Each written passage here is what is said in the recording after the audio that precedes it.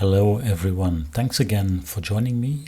In this second video of the demo series, I will demonstrate how to set up portfolio and account summary. After opening the account summary tab, we will complete the setup of the accounts we have just initiated in the user profile data. You can see I renamed the title of this page into Portfolio Account Summary to avoid some confusion. When I speak about the portfolio, I mean the whole of the different accounts. So it's actually here in this tab and with these automatically updated fields that I will execute the daily follow-up of the different accounts that I am tracking. On the right hand side you can see the periodic update table.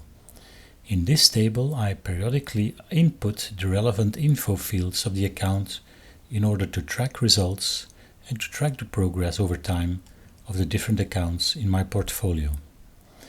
Let me show you how it is set up initially. First step is to select the accounts of the portfolio, being the two accounts of John and Mary that I've created in the user profile data tab in the previous video.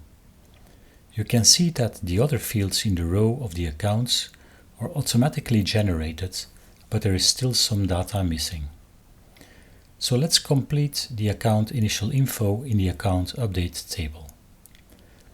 I select the account of John and I enter the initial values of his account.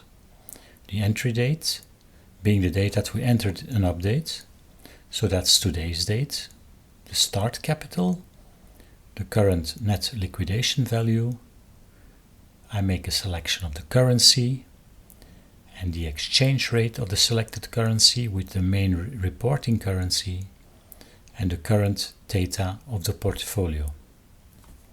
The portfolio theta is the sum of the theta values of all your open positions, and this value can be found in your account in your broker's application.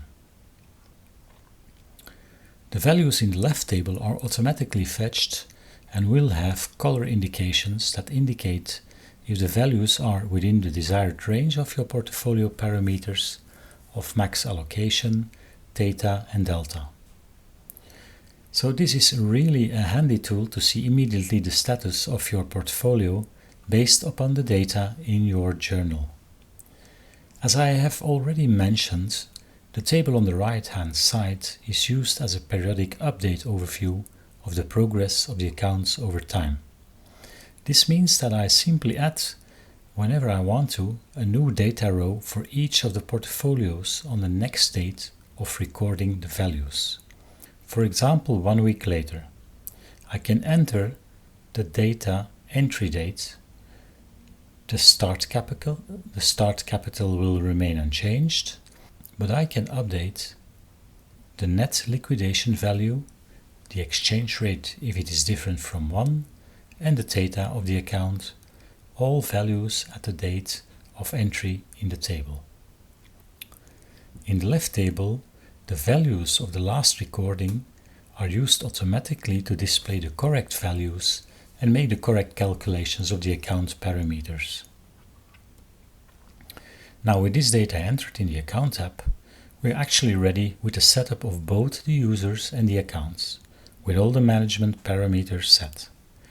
So for now, if you have any questions, shoot me an email or post your question in the comments below. The next step is entering trades in the journal, but that is a topic for the next video. I will see you there.